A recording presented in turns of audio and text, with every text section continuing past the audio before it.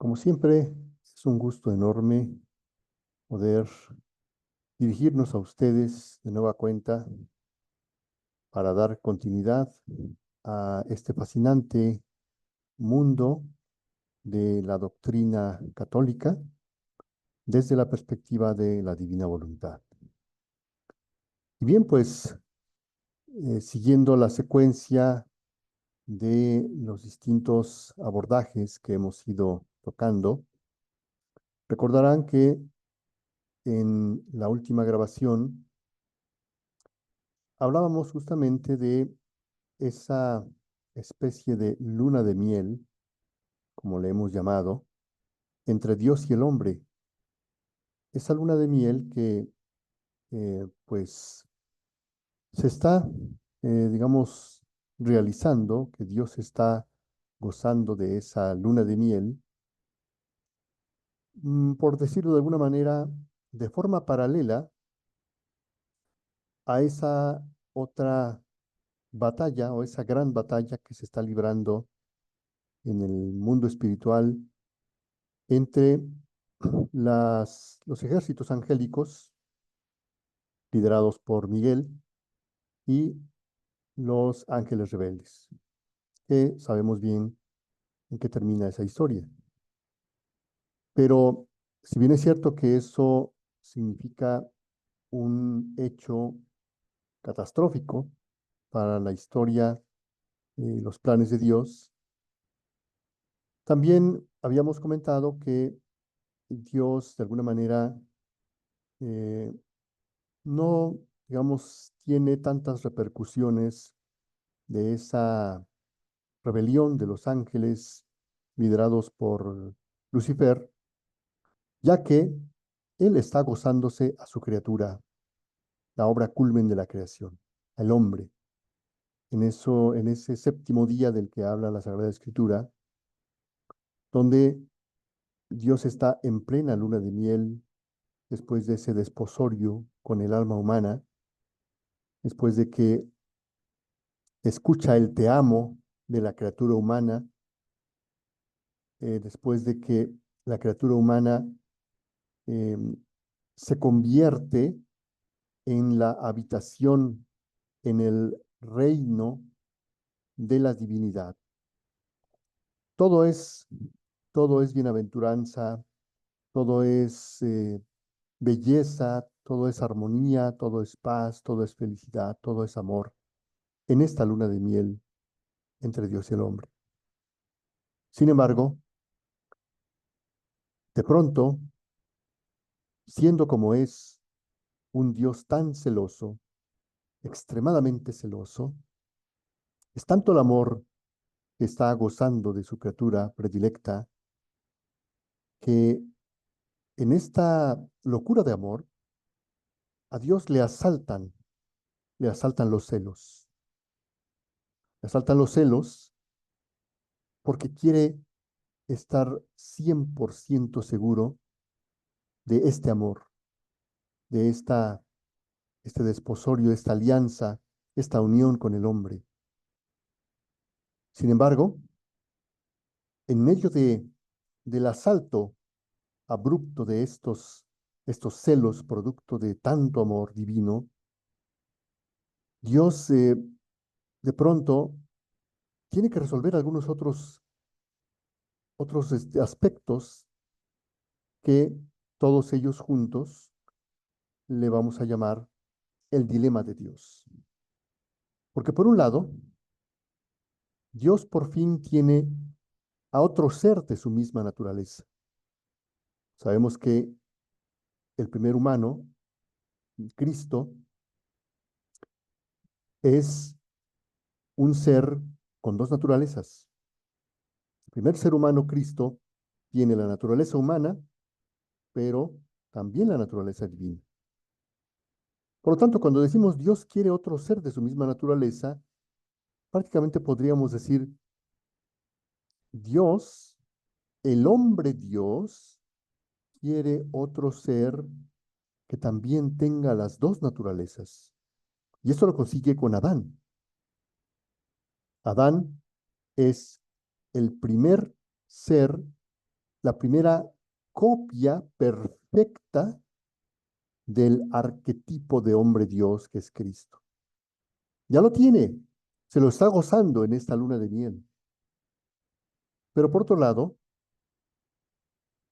está el gran tema, el gran misterio, el gran desafío de esto que hemos llamado el precio tan altísimo que Dios tiene que pagar para que este, esta primera copia perfecta del arquetipo no le falte nada, no le haga falta nada que lo haga de semejante del arquetipo del hombre Dios, de Cristo. Y el hombre Dios es libre. Por lo tanto, el primer hombre creado, o la primera copia, mejor dicho, para ser más precisos, Adán, tiene que ser libre. Ya hemos dicho que es un precio altísimo. Es un precio altísimo que Dios tiene que pagar para poder continuar gozando de esta luna de miel entre Dios y el hombre. Pero además a esto se agrega un tercer elemento que va a complicar más esto que llamamos el dilema de Dios. Porque Dios ha decidido, uno de sus designios es que esta primera copia, a su vez, dé origen a una multitud de copias, copias del arquetipo del hombre Dios, para poblar la tierra, el universo entero, toda la creación de, de un ejército tan grande como las estrellas del cielo, como los granos de arena del mar, de la playa, y entonces necesita tener un, eh, una cabeza, una cabeza que sea el padre de toda esta gran generación de copias exactas del arquetipo. Por lo tanto, entonces, Dios tiene que enfrentar este dilema. Quiere a otro ser de su misma naturaleza, otro hombre Dios, como Cristo, pero que tiene que al mismo tiempo ser libre, porque de otra manera, como él mismo lo dice en el libro del cielo, el amor forzado provoca náuseas. Él no quiere un amor forzado, quiere un amor libre. Y al mismo tiempo, esta primera copia, Adán, tiene una misión que cumplir. Entonces, ¿cómo resolver todo esto? Dios está no solamente asaltado por los celos de que quiere tener la certeza de el amor de Adán, sino que además sus designios, su proyecto, implican otros elementos, otras piezas del rompecabezas que vienen todavía a complicar más la situación de Dios. Por eso es que este es el momento en que Dios tiene que resolver este dilema, el dilema de Dios. Y Dios sabe que la única solución para que este dilema pueda ser solucionado es la prueba, la necesidad de la prueba. Es decir, Dios tiene que probar a Adán porque es la única forma en que él va a tener ese alivio a sus celos en el sentido de que vuelva la tranquilidad al ser divino cuando esté seguro, plenamente seguro, porque Adán le confirme su amor, le profese libremente su amor a Dios, y para ello es necesaria una prueba.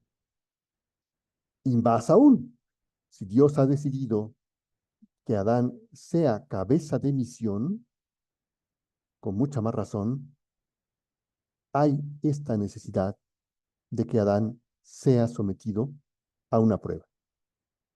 Así es que vamos a ahondar en este gran misterio de los designios divinos en lo que respecta a la prueba a la cual somete invariablemente y principalmente a aquellos que son cabeza de misión. Es cierto que todos los seres creados libres, con libre albedrío, ya lo veíamos en el tema del mal, los ángeles también tuvieron su prueba. En este mismo instante en el que Dios está en plena luna de miel con Adán, se está librando esa batalla, esa prueba a la que son sometidos los ángeles. De otra manera, Dios no puede estar seguro de la fidelidad de los ángeles. Se necesita la prueba. Con mucha más razón a su obra predilecta que es Adán. Así es que la necesidad de la prueba es algo ineludible. Todos necesitamos ser sometidos a una prueba, pero las pruebas de los que son cabeza de misión es todavía aún más radical y más importante. Vamos entonces a adentrarnos en esta temática de la prueba a la que nos somete nuestro Creador a todos sus criaturas, pero especialmente a los que son cabeza de misión, como el caso de Adán. En el libro de Cielo se nos dice lo siguiente: cierto que no hay seguridad sin una prueba, y cuando el alma resiste a la prueba, recibe la confirmación de mis designios, y todo lo que le es de necesidad y conviene, para desarrollar el estado al cual es llamada por mí. Por eso quise probar a Adán, para confirmar su estado feliz y el derecho de rey sobre toda la creación. Aquí está precisamente esto que comentábamos hace un momento. Adán tiene esa misión de ser cabeza de toda la creación, incluidos, por supuesto, y en primer lugar, todos nosotros, sus descendientes. Entonces, al formar parte de los designios divinos, el que Adán deba ser el rey de toda la creación, obligadamente tiene que ser sometido a una prueba. Pero como no fue fiel en la prueba, por justicia no podía recibir la confirmación de los bienes que quería darle su Creador. Porque en la prueba, el hombre adquiere el sello de la fidelidad, el cual lo pone en derecho de recibir los bienes que Dios había establecido darle, en el estado al cual el alma era llamada por él. Quien no es probado, se puede decir que no tiene ningún valor.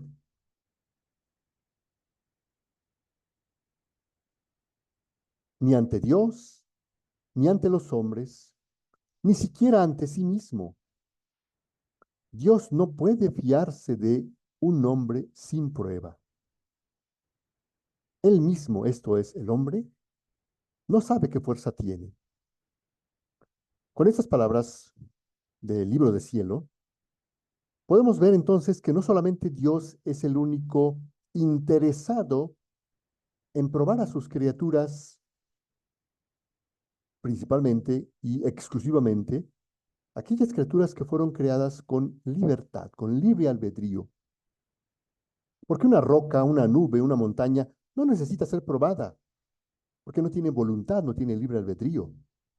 Pero las criaturas que fuimos creados como seres libres, los ángeles y los hombres, necesitamos la prueba.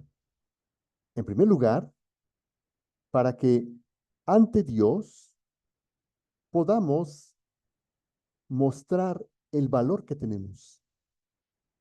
Lo dice claramente, que sin la prueba, el valor de la criatura creada inteligente, libre, no tiene ningún valor, ni ante sí misma, ni ante los demás. Y aquí hay un tema muy importante, que es el tema de la confianza.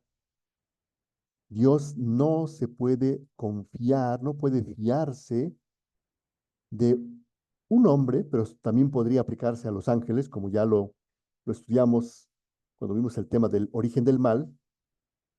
Dios no podía confiarse de los ángeles, así nada más por el hecho de haber sido creados tan bellos, tan esplendorosos. No, necesitaban una prueba. Y al final vimos lo que pasó. ¿Cuáles de ellos fueron confirmados en su estado feliz y cuáles no pasaron esta prueba de confianza?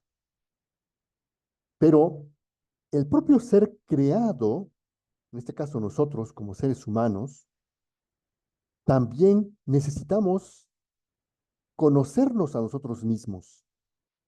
Y la única forma de conocernos a nosotros mismos es por medio de la prueba.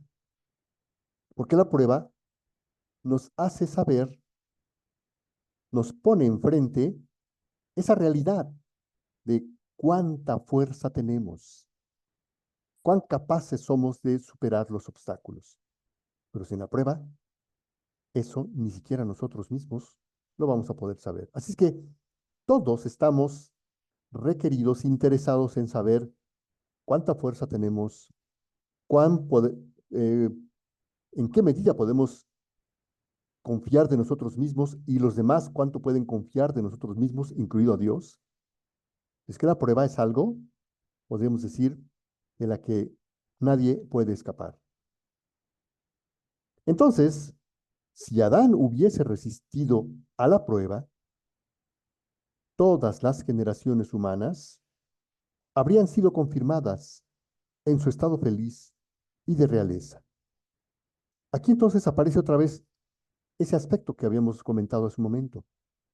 No solamente era necesaria la prueba para que Dios pudiera tener la certeza del amor de Adán y para que Adán pudiera saber a sí mismo cuánta fuerza tenía, sino que nosotros mismos como descendientes de Adán dependíamos de esa prueba de Adán.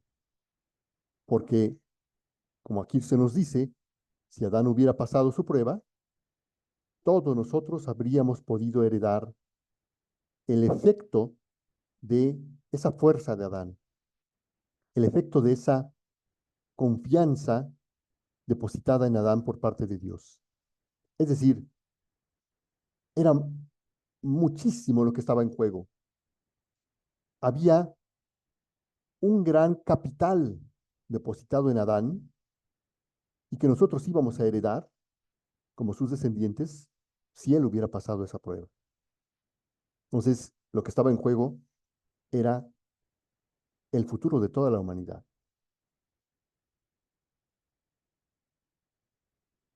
Por lo tanto, entonces Dios, sabiendo todo lo que está en juego, sabiendo que no es cualquier prueba, no es un simple acontecimiento, no es un detalle menor, Dios, consciente de todo esto, eh, tiene que crear, digamos, unas ciertas condiciones, tiene que crear un ambiente tal en el que Adán tenga las más altas posibilidades de pasar su prueba.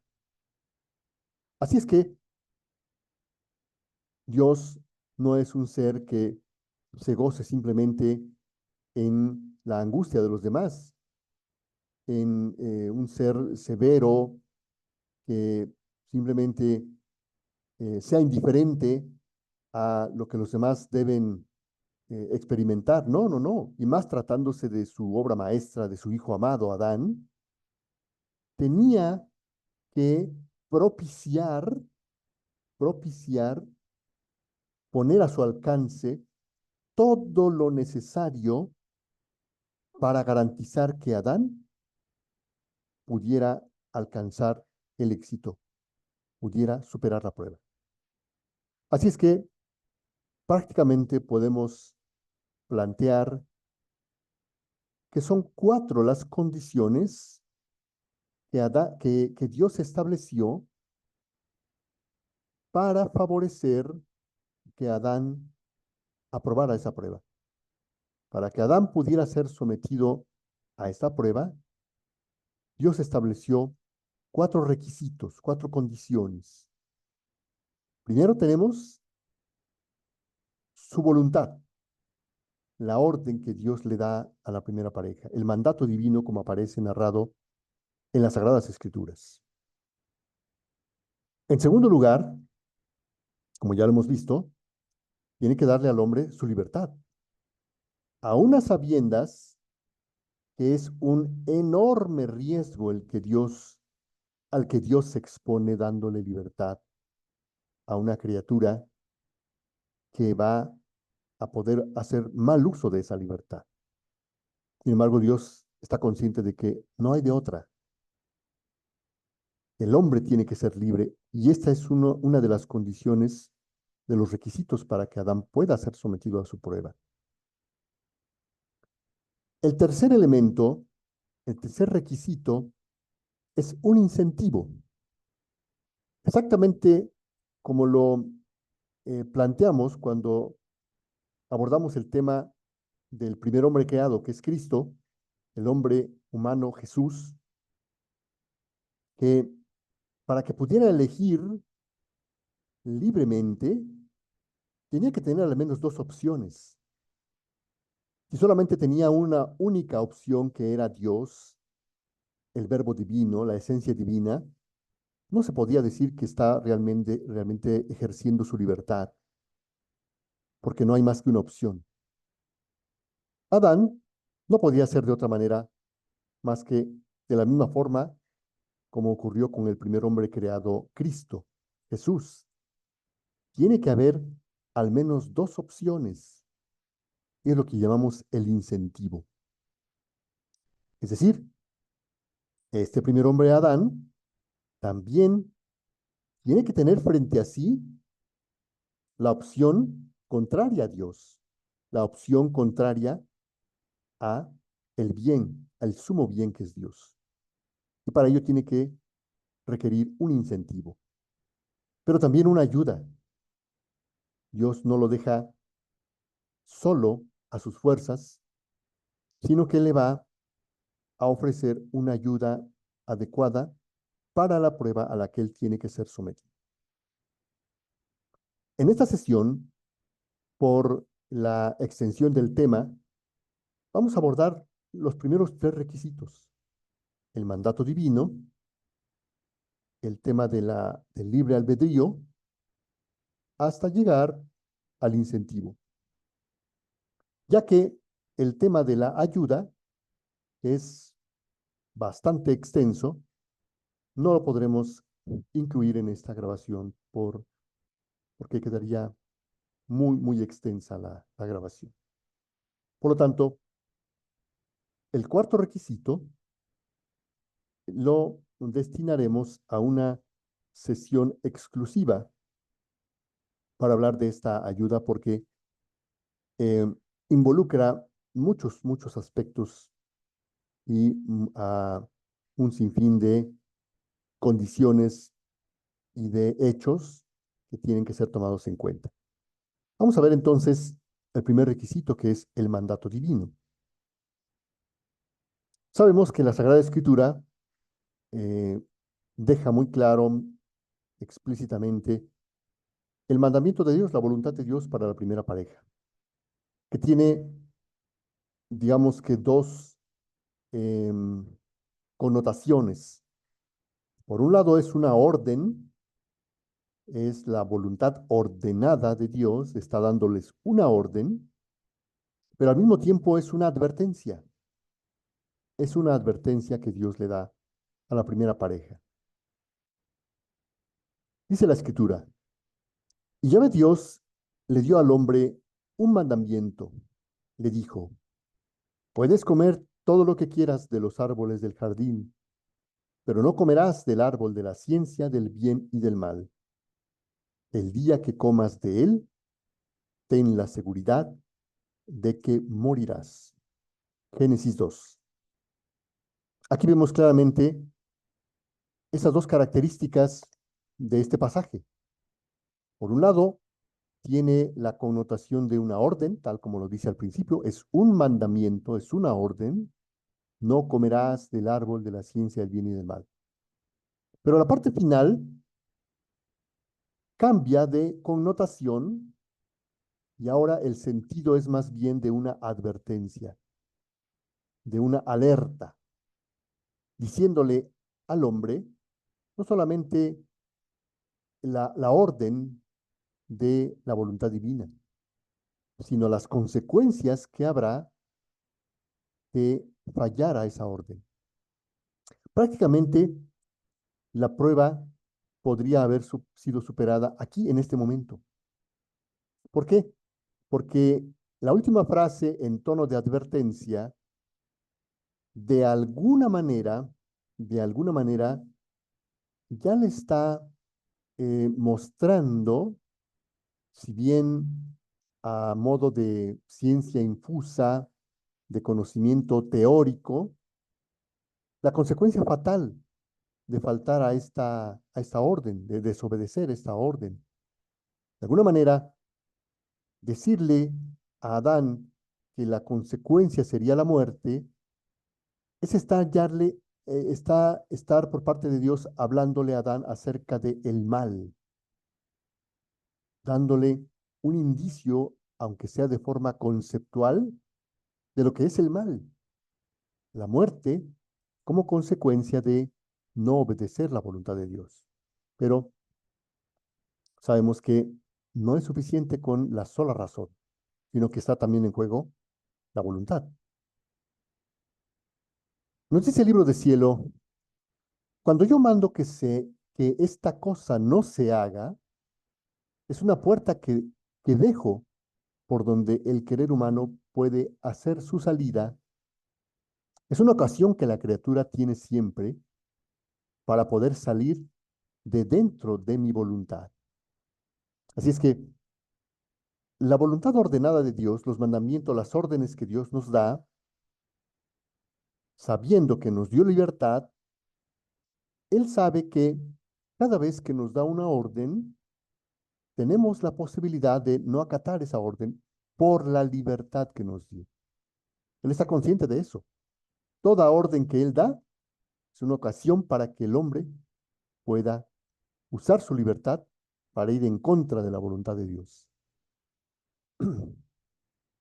Pero cuando digo, de aquí no se sale, todas las puertas quedan cerradas, la debilidad viene fortificada y solo le queda a la criatura la decisión de entrar para no salir más, o bien, de hecho, no entrar. Entonces, este primer requisito del mandamiento, como vimos, de alguna manera va de la mano con el segundo requisito, que es el libre albedrío de la voluntad humana. ¿Por qué? Porque cuando Dios da una orden, en automático, por default, casi podríamos decir que está empujando a la criatura libre a que pueda optar por desacatar esa orden. Es como estarle dando una provocación, como como estar retando a la voluntad libre, tanto humana como angélica, a no acatar la orden. Porque hay las mismas probabilidades de decir sí o de decir no. Y esto lo tenemos muy claro en aquel pasaje evangélico, cuando Jesús está hablando con los fariseos y les pone el ejemplo de esa parábola donde dice, un hombre tenía 2 hijos y dijo a uno de ellos, ve a trabajar al campo. Y este dijo, sí, pero no fue. Luego dijo a su segundo hijo, ve a trabajar al campo. Y este dijo, no, pero después de un rato lo pensó bien y fue a trabajar. Entonces nuestro Señor Jesucristo le pregunta a los fariseos, ¿cuál de los dos hizo la voluntad del Padre? Con ese ejemplo, claramente nos está poniendo en claro esta conexión que hay entre la voluntad permisiva de Dios y la voluntad ordenada de Dios. Dios da órdenes, pero al mismo tiempo su voluntad permisiva nos permite, valga el pleonasmo, poder salirnos, como él dice, por esas puertas que Él mismo deja abiertas para salirnos de su voluntad. En relación al libre albedrío de la voluntad humana, el libro del cielo nos dice, la cosa más bella creada por nosotros fue la voluntad humana. Entre todas las cosas creadas, es la más bella, la que más nos semeja. Por eso se puede llamar la reina entre todas, como de hecho lo es. Nuestra sabiduría infinita, llevada por un exceso de amor hacia la criatura, nos hizo darle la pequeña voluntad humana libre, independiente de todos. Con darle esta voluntad libre, nos poníamos a su disposición. Si quisiera que descendiéramos en su pequeñez y bajeza y obrar como Dios, y nuestra voluntad, hacer en ella lo que puede hacer en nuestro ser supremo. Y además, darle esta voluntad a su libre arbitrio para que la criatura nos pudiera decir, has venido a mi casa y yo debo ir a tu casa. Por eso, tú haz lo que quieras en mí y a mí me dejarás hacer lo que quiero en ti. No queremos una voluntad forzada, por eso queremos que lo sepa y espontáneamente nos abra las puertas, sintiéndose honrada de darnos el puesto obrante en su voluntad. En estas condiciones nos puso nuestro amor en la creación del hombre. Por eso hemos dicho reiteradamente que este es el primer gran desembolso, el precio tan altísimo que tuvo que pagar Dios para poder tener precisamente esto, un ser libre, un ser con voluntad libre, con el cual poder entablar una relación de tú a tú. Pero el riesgo es altísimo, el precio es altísimo. No tenemos la más mínima idea, no podemos llegar a dimensionar el, lo extenso, ¿sí? El poderío que le fue dado al hombre con darle esta voluntad humana libre.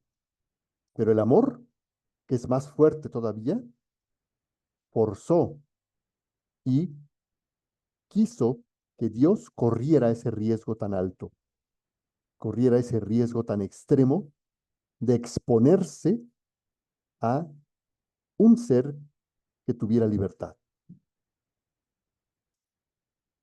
Y vamos a hablar ahora del tercer requisito, el incentivo, sabiendo que el último es el de la ayuda, lo dejaremos para una siguiente sesión. Entonces dijimos, el incentivo tiene que ver con el hecho de elegir, con la capacidad de elección, el poder de elección. Pero para que nosotros, cualquier ser libre pueda ejercer su libre albedrío, pueda elegir libremente, tiene que haber forzosamente al menos dos opciones. En este caso, el hombre está inmerso en Dios, posee la voluntad de Dios, es uno con Dios, pero de esa manera no puede ejercer su libertad para elegir en el entorno de la prueba, que se entienda claramente. No quiere decir que el hombre no sea plenamente libre en el ambiente divino. Lo es porque tiene la voluntad divina y la voluntad divina tiene una potencia infinita. Es el acto único de Dios. Pero dentro del contexto de la prueba, Dios necesita que haya esta condición, que fue exactamente lo mismo que ocurrió con el ser humano Jesús, Cristo. Tuvo que tener un incentivo, una segunda opción diferente de Dios para poder optar libremente de acuerdo a su voluntad. En el caso de Adán, no podía ser de otra manera, no podía ser diferente a como lo fue con Cristo. Así es que en Adán se va a repetir ese mismo momento tan decisivo, tan crucial, en el que todo el cielo temblaba por la incertidumbre de lo que iba a pasar, pero sabemos que Cristo dijo sí, Cristo optó por Dios, pasó su prueba, pero ahora toca el turno a Adán, la primera copia exacta del hombre Dios Cristo. Entonces, en Adán no podía ser de otra manera más que de la misma forma como lo fue con Cristo, es decir, las miserias. El libro del cielo nos dice, nada ha salido de mis manos que no sea bueno. Más bien, he creado la naturaleza humana bella, pero de apariencia engañosa. Las miserias sirven a la naturaleza humana como sirve el estiércol a la tierra, que quien no entiende del todo diría, loco aquel que ensucia el terreno con esta suciedad. Mientras que quien entiende sabe que esa suciedad sirve para fecundar la tierra, para hacer crecer las plantas y hacer más bellos y sabrosos los frutos. Así que he creado la naturaleza humana con estas miserias para reordenar en ella el orden de todas las virtudes. De otra manera, quedaría sin el ejercicio de las verdaderas virtudes.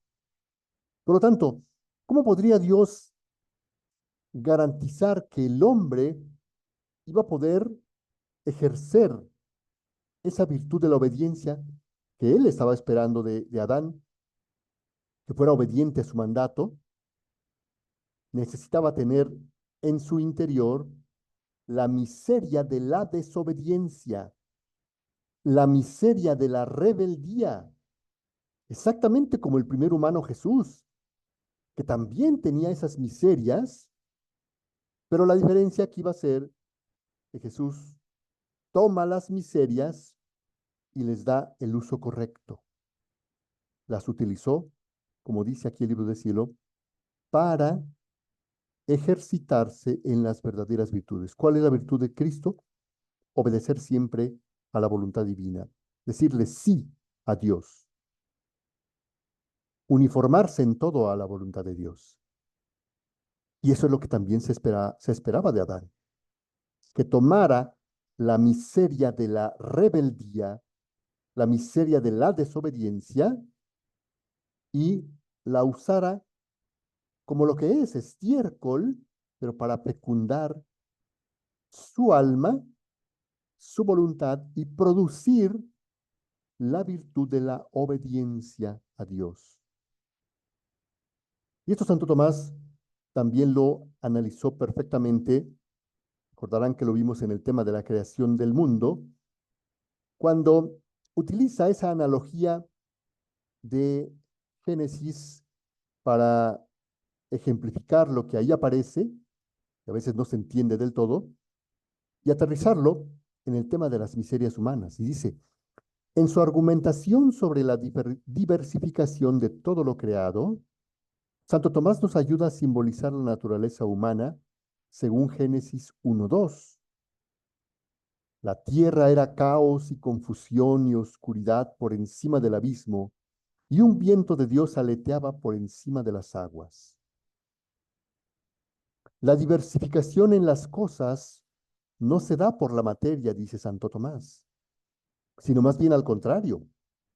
En la materia creada está la deformidad para que pudiera ser adaptada a diversas formas. Es decir, aquí vemos esa perfecta analogía en lo que nos dice el libro del cielo acerca de las miserias y cómo Santo Tomás reconoce que en esa deformidad de cuando fue creado el universo, la Tierra, cuando dice la Tierra era caos, confusión y oscuridad, en esa deformidad estaba la materia prima, por decir así, el estiércol, como dice el libro del cielo, para producir cosas apetecibles, como son los buenos frutos, las flores aromáticas. Aquí Santo Tomás dice, esa deformidad sirve para dar diversas formas a las cosas. El estado informe de la materia no precedió en el tiempo a su formación o diversificación, sino solo en el origen o naturaleza, de la misma manera que la potencia es anterior al acto y la parte al todo. Por ejemplo, para concluir este tema de las miserias, podemos ejemplificar este gran bloque de mármol que, así como se muestra aquí y que está siendo todavía liberado de todos los restos de tierra y demás, pues le daríamos muy poco valor, muy poca utilidad. Es más, no sería motivo de llamar nuestra atención por la belleza, nada por el estilo. Pero en cuanto ese bloque de mármol es utilizado como materia prima, así como está todo informe, pero aún así como bloque informe, se le da un uso como materia prima, la cual tiene que ser golpeada, vean, martillada, que es exactamente lo que Dios espera que hagamos con nuestras miserias, que tomemos la voluntad humana, la inteligencia humana, y martillemos las miserias duramente para darles forma, es decir, para producir las virtudes.